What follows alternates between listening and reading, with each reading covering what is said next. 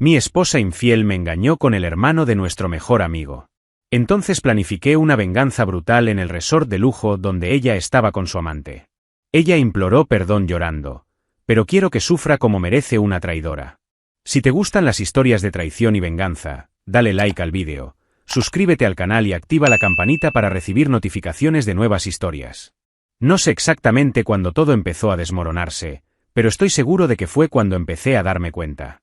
Yo, Rodrigo, de 42 años, siempre he sido un hombre trabajador, dueño de una fábrica de muebles heredada de mi padre. Construí una vida estable junto a mi esposa, Leonora, de 36 años, una enfermera dedicada y, hasta hace poco, mi fiel compañera. Teníamos una rutina sólida, cenas los sábados, paseos los domingos e incluso ese grupo de amigos que se sentía como una extensión de la familia. Pero un día, mientras buscaba un analgésico en el bolso de Leonora, encontré una multa de aparcamiento de un hotel de lujo en el centro de la ciudad, con una fecha y hora que no coincidían con su turno. Quise creer que era un error. Pero la pulga en mi oreja ya estaba clavada. Empecé mi propia investigación sin alardes, casi como si se tratara de un juego macabro. Anoté discretamente su horario, noté pequeños cambios en sus perfumes, la ropa interior nueva que nunca usaba conmigo, e incluso cómo usaba su celular, ahora siempre con la pantalla hacia abajo. Leonora empezó a salir del trabajo más tarde, diciendo que sus turnos eran caóticos debido a un nuevo brote viral, pero su comportamiento en casa era diferente. Más distraída, más distante, a veces incluso a la defensiva sin motivo alguno. La observaba en silencio, con un nudo en el estómago cada noche. No podía acusarla sin pruebas, pero todo mi interior ya me gritaba que algo andaba mal. Nuestros viejos amigos, Gustavo y Mirela, Darío y Carla, también empezaron a comportarse de forma extraña.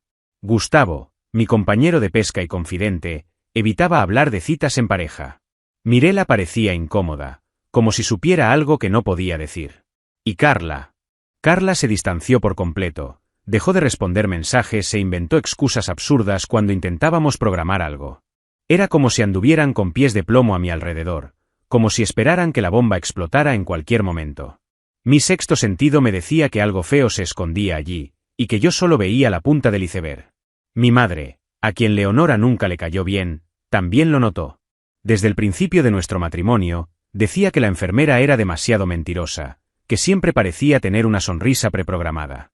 Odiaba oír eso y pensaba que solo eran sus insistencias, pero en los últimos meses, las advertencias de mi madre volvieron con más fuerza. Esta mujer te está dando largas, hijo. La próxima vez, mírala bien a los ojos. Intenté ignorarlo, pero era imposible no notar que los ojos de Leonora ya no sonreían. A veces evitaba el contacto visual, como si escondiera un mundo tras sus párpados recargados de maquillaje. Empecé a recordar situaciones extrañas que antes me habían pasado desapercibidas. Como las miradas que Leonora intercambió con Darío en la cena, rápidas pero intensas, como códigos silenciosos entre cómplices. Una complicidad que ni siquiera existía entre ella y yo. A veces él hacía chistes que ella entendía antes de terminar la frase, riendo con una intimidad que me hacía cuestionarlo todo. Me guardé estas percepciones para mí, mientras me hervía la sangre por dentro. Si tenía razón, esa traición no era solo física, era un teatro con público y cómplices. ¿Y yo? Solo otro tonto aplaudiendo con una ovación de pie. Con cada detalle que recopilaba, más seguro estaba de que se tejía una red a mis espaldas. Pero incluso con todas estas pistas, algo dentro de mí seguía reticente a aceptarlo. La amaba. O al menos amaba la idea que me había hecho de ella. Y este amor me hacía lento, vacilante. Aún así, seguía cavando en silencio. Porque una parte de mí ya se preparaba para lo peor. Y lo peor, estaba por venir. Era una tarde húmeda de martes cuando mi celular vibró con un mensaje inesperado. Era de Gustavo, directo y seco como siempre. Necesito hablar contigo. Hoy. En el taller de atrás. Solo nosotros dos. Se me encogió el estómago. Sabía que él lo sabía. Conduje hasta allí casi sin pensar, con el corazón latiéndome con fuerza. Su taller era un lugar escondido, lleno de piezas oxidadas, olor a aceite y herramientas viejas que colgaban como trofeos de un pasado mejor. Cuando llegué, tenía una expresión seria, diferente del tipo siempre bromista que conocía. Apenas me saludó. Simplemente señaló una silla y, con un suspiro, dejó caer una carpeta marrón sobre la mesa de madera. «Ábrela», dijo. Dudé. Sentía la carpeta ardiendo en mis manos, como si algo dentro me fuera a destrozar. Y eso fue lo que pasó. Dentro había fotos. Tantas fotos. Leonora, mi esposa. Con un hombre. Besándose, acariciándose, abrazándose en el estacionamiento del hotel y luego, en una grabación de visión nocturna, entrando juntos en una habitación. Sonreía como no la había visto sonreír en meses. Cada clic era como una puñalada, y yo sentía cada uno. Cerré la carpeta de golpe, con los ojos ardiendo. ¿Quién es?, pregunté con la voz entrecortada. Gustavo no respondió de inmediato. Solo me miró con lástima, y eso me dolió aún más. Es Marcelo, el hermano de Darío. Me daba vueltas la cabeza. Marcelo, el mismo Marcelo que siempre aparecía en las fiestas de fin de curso, que me abrazaba como si fuera de la familia. Recién divorciado, todos sabían que era un mujeriego descarado, de esos que hasta coqueteaban con camareras casadas. Pero nunca imaginé que sería capaz de esto. Que Leonora sería. Fue entonces cuando Gustavo añadió, ya lo ha hecho antes, con otras casadas. Sabe cómo esconderse. Pero las hice seguir a las dos. Y sacó otra hoja del cajón, un informe completo, con fechas, lugares y horas. Era más de lo que podía digerir de una vez. Era oficial, mi vida se había transformado en una mentira bien montada. Gustavo explicó que todo lo hacía un amigo suyo, un exsoldado que ahora trabaja en seguridad privada. El tipo había seguido a Leonora durante 2 semanas sin que ella se diera cuenta, y el material era innegable. Incluso la habitación que alquilaba mensualmente en el resort de la zona norte estaba allí, documentada. Toda justificación para turnos extras ahora tenía un rostro detrás, y no era el de un paciente. Era Marcelo, sudoroso, sin camisa, en el regazo de mi esposa. Y ahí estaba yo, sintiéndome como un completo idiota, como el último en enterarse. Gustavo se acercó y me sujetó del hombro, intentando mantenerme lúcido. Rodrigo, tienes que terminar. Ella terminó contigo. Pero la palabra separación no me entraba. Estaba de luto, sí. Un luto sucio, furioso y corrosivo. Pero junto con el dolor llegó una furia que nunca antes había sentido. ¿Divorcio?, repetí secamente. Van a pagar por esto, Gustavo. Todos y cada uno de ellos. Va a doler. Y será a mi manera. Intentó discutir, intentó convencerme de que lo mejor era librarme de ella y seguir adelante. Pero yo no era el Rodrigo de antes. Algo había cambiado. Y la idea de la justicia poética empezó a fermentar en mi mente como veneno. No quería simplemente salir de esto con dignidad. Quería verlos caer. Salí del taller en silencio, con el maletín apretado contra el pecho. A cada paso, la imagen de Leonora abrazada a Marcelo me corroía como ácido. Pero me negué a derramar una lágrima. No allí. No delante de nadie. Me encerré en el coche, tragué saliva. Respiré hondo y miré al horizonte. A partir de ese momento, ya no era un marido traicionado. Era un hombre en guerra. Y los tres, Leonora, Marcelo e incluso Darío, que lo ocultaba todo, no tenían ni idea de lo que se avecinaba. Al día siguiente de mi conversación con Gustavo, con las imágenes de la traición aún latiendo en mi mente, me contactó un abogado que él me había recomendado. Se llamaba Álvaro, un tipo meticuloso de mirada fría y discurso mesurado. Se especializaba en derecho de familia, pero tenía fama de resolver asuntos más delicados con la discreción de un cirujano. Nos reunimos en una habitación discreta al fondo de un espacio de coworking, sin letrero ni recepcionista. Cuando le conté lo que había descubierto, simplemente asintió, sin sorprenderse. Si quieres deshacerte de ella sin armar un escándalo, Rodrigo, sé exactamente qué hacer. Y fue entonces cuando empecé a trazar mi plan. Un plan para desmantelar a Leonora, no solo emocionalmente, sino también económicamente. El primer paso fue cortar todo vínculo práctico entre nosotras. Transferí cada centavo de nuestra cuenta conjunta a una cuenta a mi nombre, abierta discretamente días antes. Cerré la caja fuerte de la casa, la misma donde guardaba algunas de las joyas de su familia, y cambié la clave. Cancelé todas las tarjetas de crédito a las que tenía acceso, incluidas las corporativas, que usó sin siquiera pedirme permiso. Suspendí la ayuda financiera que le dábamos a su madre, e incluso su seguro médico, con el pretexto de problemas contables. En menos de 48 horas, Leonora perdió toda autonomía sobre nada relacionado con mi dinero. Pero eso era solo la parte visible. El verdadero truco estaba en la sutileza. Cambié las contraseñas de sus cuentas de Wi-Fi, Netflix y Amazon, todo lo que usaba a diario. Redirigí su correo a mi oficina, impidiéndole acceder a notificaciones de bancos, abogados o notarios. Hice una copia de seguridad de todos nuestros documentos digitales, incluido su celular, que una vez dejó conectado accidentalmente al ordenador de la fábrica. Con Álvaro a mi lado, la separación ya se estaba tramitando en los tribunales, pero Leonora seguía pensando que estábamos bien. Y eso era lo que hacía que todo fuera aún más eficiente. No tenía ni idea de que su castillo empezaba a derrumbarse, ladrillo a ladrillo. En casa, me comportaba como un actor galardonado. La abrazaba, cocinaba para ella e incluso le daba masajes en los pies los días que decía estar agotada del trabajo. Le daba los buenos días con un beso y las buenas noches con cariño. Todo lo que podía para mantenerla tranquila, distraída y cómoda. Leonora estaba tan embriagada por su propia mentira que ni siquiera notaba el abismo que se abría a sus pies. A veces la veía dormir y me preguntaba cómo alguien podía traicionarla tanto y aún así dormir plácidamente a mi lado. Pero en lugar de gritar, sonreía. Porque ahora, yo tenía el control. Y ella, bueno, no tenía ni idea de la tormenta que se avecinaba. Lo más difícil fue mantener la calma en los momentos íntimos. Cuando me besaba, sentía el sabor de la falsedad. Cuando decía te amo, era como ácido en la piel. Tuve que tragarme el odio, día tras día, sin dejar que se notara. Pero cada pequeño gesto falso alimentaba mi frialdad.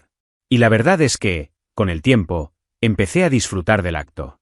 Saber que lo sabía todo, y que ella no tenía ni idea, me dio un poder que nunca antes había experimentado. Mi plan no era solo deshacerme de ella, sino desmantelar cada pilar de su arrogancia, sus mentiras, su ilusión de que podía vivir dos vidas sin pagar el precio. Mi fábrica empezó a convertirse en mi búnker emocional. Pasaba horas allí, planeando cada paso con Álvaro, revisando estrategias, anticipando cualquier posibilidad. El equipo ni siquiera lo sospechaba, pero cada movimiento mío se planeaba con precisión milimétrica. Leonora, en cambio, se volvía cada vez más distante y, curiosamente, más cariñosa. Quizá por culpa, quizá por miedo, o quizá simplemente intentando guardar las apariencias mientras se hundía más en su farsa. Y eso era justo lo que quería. Que creyera que tenía el control. Porque cuando empezara la caída, no tendría a qué agarrarse. Y el suelo sería de cristal. Con el escenario preparado y cada trampa colocada en silencio, comencé a poner a prueba a Leonora con pequeños juegos psicológicos. Una tarde, mientras cortaba verduras en la cocina, le pregunté con indiferencia, ¿has estado hablando con Darío y Carla? Hace tiempo que no los vemos, ¿verdad? Se quedó paralizada un segundo. Solo un segundo, pero lo vi. Luego volvió a cortar la zanahoria y respondió con una leve sonrisa. Ay, Darío está saturado de trabajo, y Carla, creo que está de viaje con su hermana. Fui a la nevera y cogí una cerveza, como si nada hubiera pasado, pero por dentro, mi certeza no hacía más que crecer. Cada respuesta suya era una nueva capa de veneno disfrazada de normalidad. Estos momentos se convirtieron en mi combustible. Empecé a hacer preguntas más inocentes, como si no quisiera nada, lanzando anzuelos que ella mordía sin darse cuenta. ¿Te acuerdas de aquel día que íbamos a cenar y dijiste que tenías un turno de emergencia? Ese mismo día llegó mi madre y le pareció raro que no estuvieras. Leonora se reía nerviosa, siempre con excusas listas, diciendo que la vida en el hospital era una locura, que su turno cambiaba constantemente. Fingí creerle y ella fingió que seguía siendo mi esposa. Era un teatro silencioso, donde solo una de nosotras sabía el guión completo. En ese momento, ya no podía guardármelo para mí. Necesitaba a alguien que no estuviera emocionalmente involucrado con ninguna de las partes. Fue entonces cuando decidí contárselo todo a Eliana, mi jefa de producción.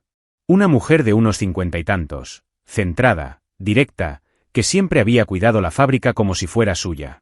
Cuando le confesé todo, me escuchó en silencio. No dijo, ya lo sabía, ni, deberías haberte dado cuenta antes. Simplemente escuchó, puso su mano sobre la mía y dijo, no estás loca. Y no estás sola. Esa fue la primera punzada de alivio que sentí en semanas. Un recordatorio de que no todo a mi alrededor era mentira. Desde ese momento, Eliana se convirtió en mi aliada silenciosa. A veces aparecía con café y decía, hoy vas a necesitar paciencia. Otras veces, simplemente me miraba y negaba con la cabeza, como si supiera que se avecinaba el caos. Y yo sentía que cambiaba cada vez más. Seguía amando a Leonora, O al menos amaba la versión que conocía de ella. Pero ahora, quien vivía a mi lado era otra cosa. Un ser engañoso, que sonreía por la mañana y mentía por la tarde, que dormía a mi lado y despertaba para entregarse a alguien más. Este contraste entre amor y repulsión me consumía. A veces me despertaba en mitad de la noche y veía dormir a Leonora, intentando comprender cuándo dejó de ser mi esposa y se convirtió en esta extraña que me hacía sentir asco. Pero también fue en este sentimiento que encontré la fuerza para seguir adelante con mi plan. Porque ahora no se trataba solo de traición, se trataba de orgullo, de honor, de reconstruir mi identidad que ella había destrozado.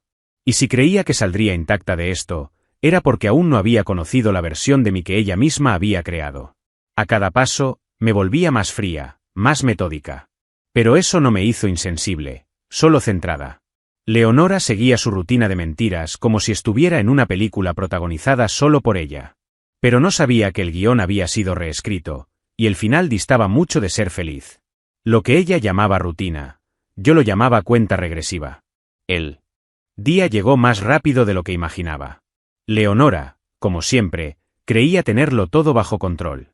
Esa mañana, la vi intercambiando mensajes por celular con ese brillo en los ojos que solía tener para mí, años atrás. Luego se fue con la excusa de una llamada de emergencia, solo que esta vez, ya sabía exactamente a dónde iba. Un discreto resort a las afueras de Guadalajara, conocido por su política de total discreción. El lugar ideal para amantes, mentirosos y cobardes. Pero lo que ella no sabía era que la habitación que había reservado ya estaba bajo vigilancia, y yo no estaría lejos. El escenario estaba listo, y yo sería el director del último acto de esta repugnante farsa. Gustavo llegó con los otros 4 hombres alrededor de las 7 de la tarde. Todos eran esguardias de seguridad de eventos, acostumbrados a la infiltración y a la acción rápida. Vestidos con uniformes de mantenimiento, llevaban un carrito con herramientas, cables y una caja que ocultaba un desfibrilador portátil modificado, suficiente para dejar inconsciente a alguien sin dejar marcas permanentes. Esperamos a que ella y Marcelo entraran en la habitación, como 2 adolescentes sinvergüenzas jugando al adulterio. Les dimos 20 minutos para que se acomodaran. El plan requería tiempo. Requería que fueran vulnerables. Y lo fueron. Completamente. Entramos por el pasillo de servicio. Nadie nos vio. Gustavo desactivó la cámara del piso con un dispositivo que juró que era de película. Llamamos a la puerta con un clic suave. Marcelo, tan idiota como siempre, abrió, pensando que era alguien del minibar. El susto le dio directo al cuello. Se desmayó en segundos, cayendo sobre Leonora, quien gritó, un grito corto de miedo y desesperación. Intentó correr, pero 2 hombres la sujetaron con una calma quirúrgica. Nada fuera de lo común.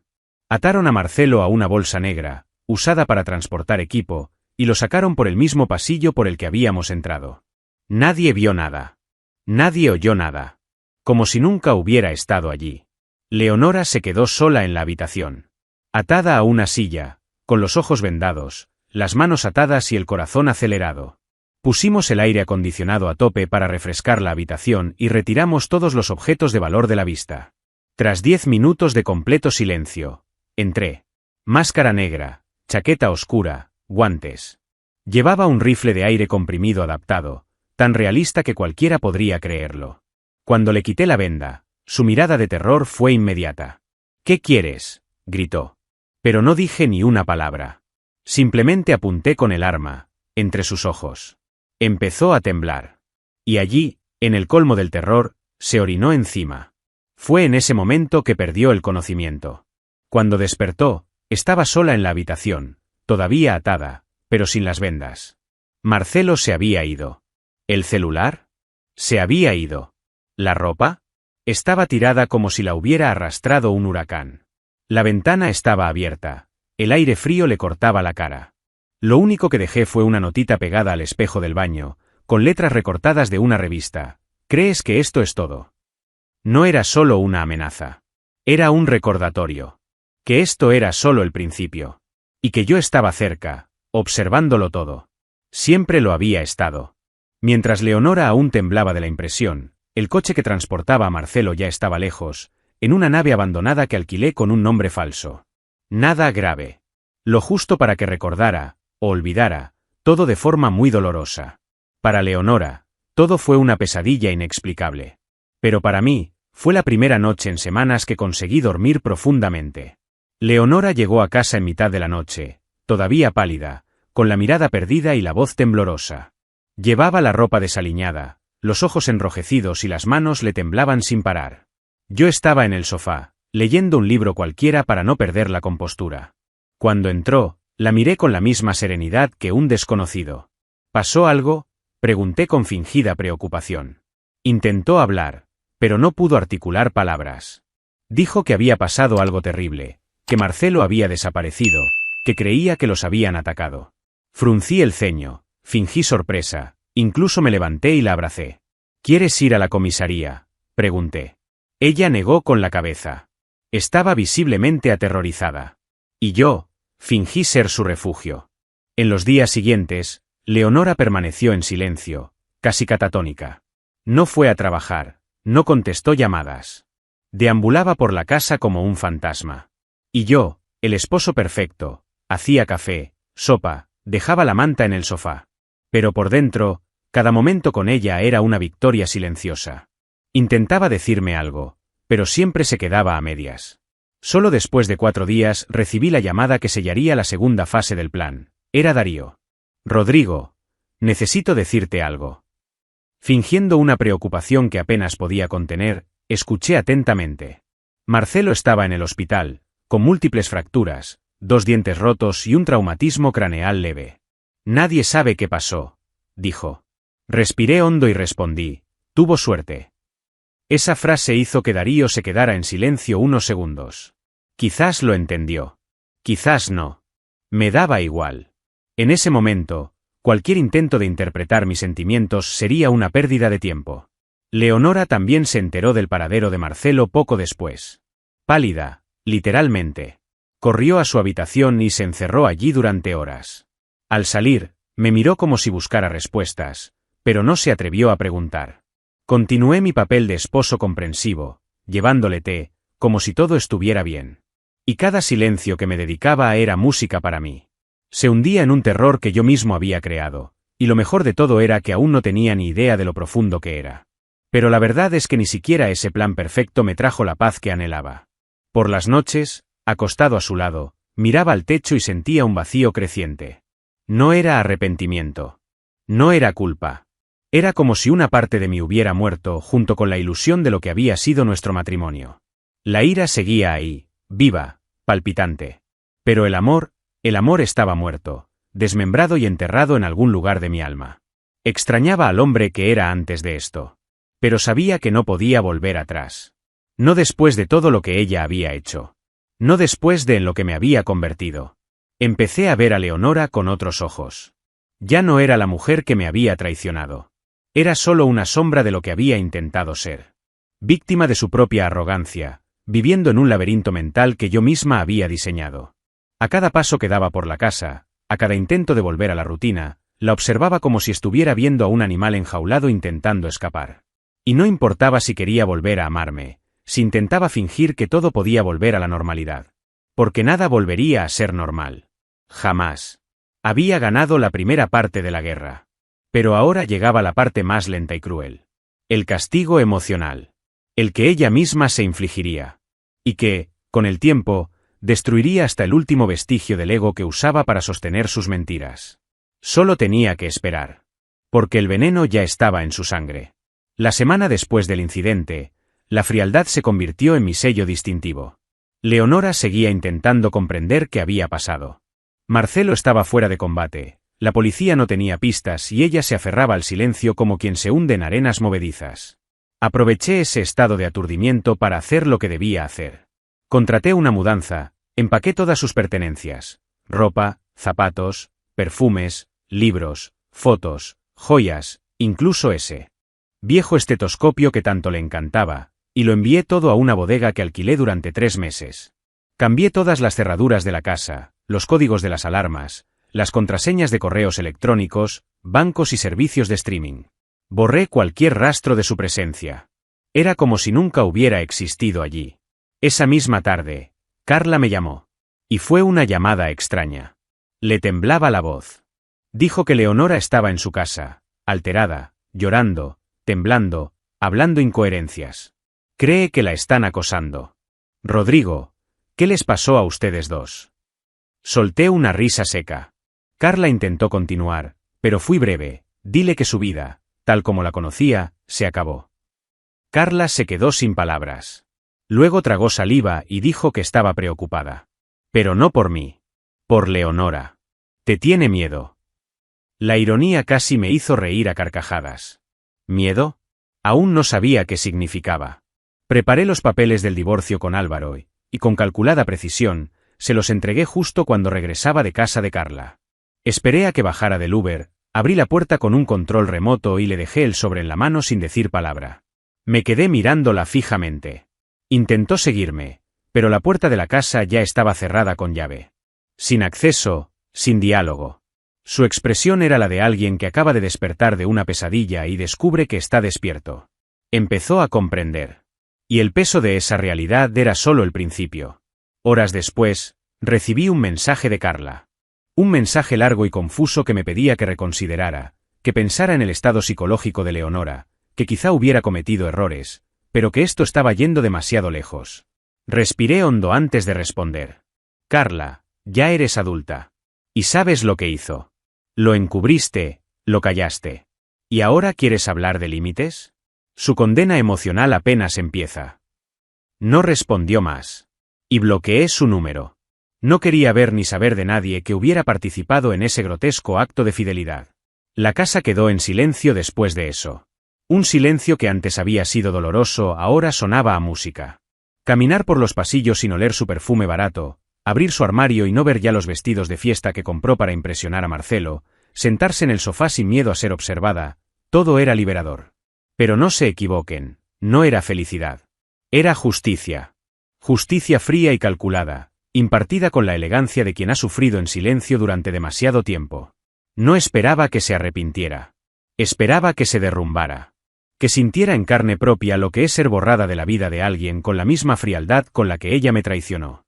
Y ahora, cada segundo que pasaba sin saber qué vendría después era parte del castigo. Porque el miedo a lo desconocido, al siguiente truco, ese miedo, sí, era mi regalo para ella. Y ni siquiera había empezado a abrir la caja. El mensaje era breve, conciso y sin interpretaciones. Hoy. 7. Una oportunidad. Decide si vienes. Lo envié al número personal de Leonora una mañana nublada de jueves. Era una invitación y, a la vez, una frase. Tardó 3 horas en responder con un simple, ok. Sabía que vendría. Curiosa, desesperada, perdida. Y me aseguraría de que la recibieran de una manera digna de lo que se había convertido, una extraña en mi vida. Pasé todo el día acondicionando la casa para ese momento.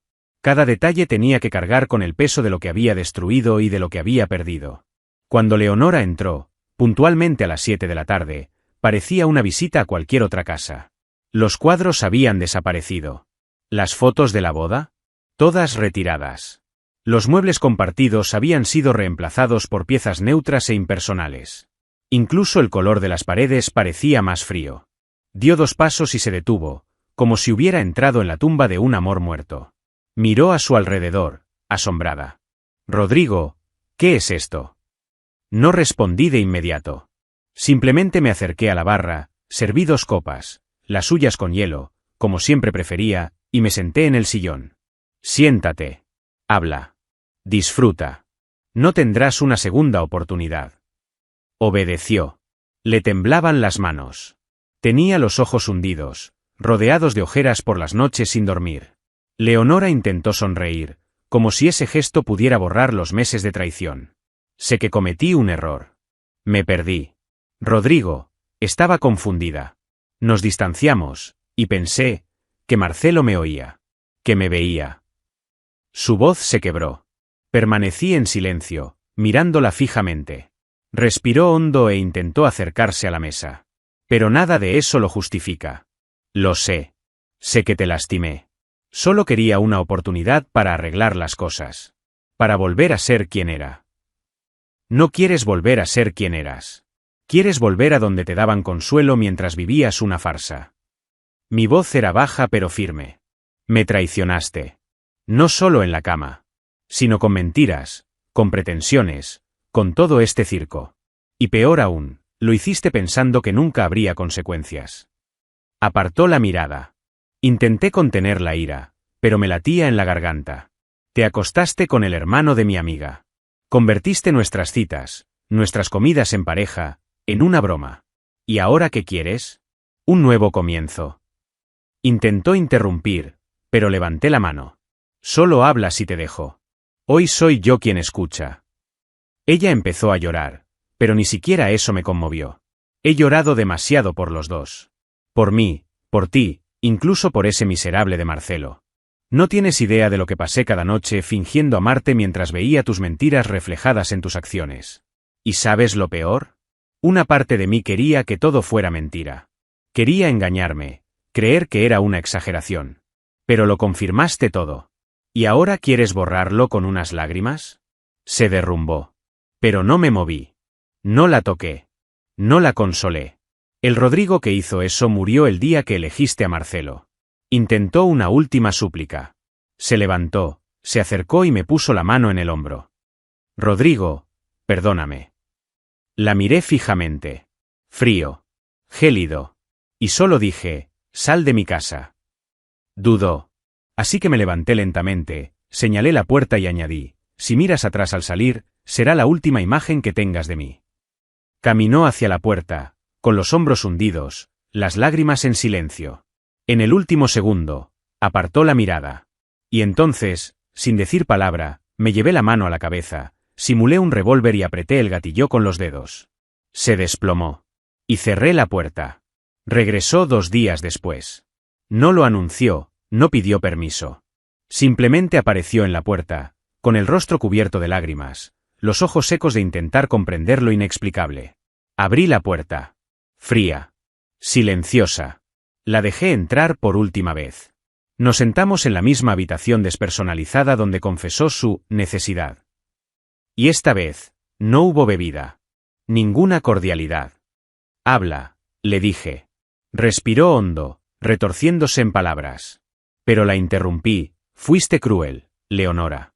Me dejaste en ridículo delante de nuestros amigos. Me expusiste. Nos expusiste. ¿Por qué? ¿Por un canalla barato que colecciona mujeres casadas como trofeos? Bajó la mirada, sin atreverse a responder. Entonces, en voz baja, formuló la pregunta que se le había quedado grabada desde aquella noche en el resort. Rodrigo, ese día, en el hotel, ¿fuiste tú? El silencio que siguió fue intencionado. La miré a los ojos, con una leve sonrisa en la comisura de los labios. Una sonrisa fría y pesada que lo decía todo sin decir nada. Se llevó la mano a la boca, como si por fin atara cabos. Y en ese momento, por primera vez en mucho tiempo, sentí que sabía lo que era el verdadero miedo. ¿De verdad creías que podías engañarme y salirte con la tuya? Pregunté. No respondió. No tenía nada que decir. No habrá un nuevo comienzo. Ni amistad. Ni perdón. Lo destruiste todo con tus propias manos, Leonora. Me levanté. Fui a la cómoda y tomé la carpeta con los papeles del divorcio. La puse firmemente sobre la mesa. Firma esto. Y desaparece. Dudó. Empezó a llorar de nuevo. Rodrigo, por favor. Perdí el control. Te lo juro, lo lamento. Pero el arrepentimiento, en ese momento, era como apagar un fuego con un vaso de agua. Te arrepentiste demasiado tarde. Ahora vivirás con el eco de ello cada día. Recordarás lo que perdiste. Y me recordarás solo como el hombre que no dudó en poner fin a tu farsa. Se levantó con dificultad, cogió el bolígrafo y firmó. Le temblaba tanto la mano que el nombre era casi ilegible. No le ofrecí ningún gesto de consuelo. Simplemente recogí los papeles, revisé los campos completados y guardé todo sin emoción.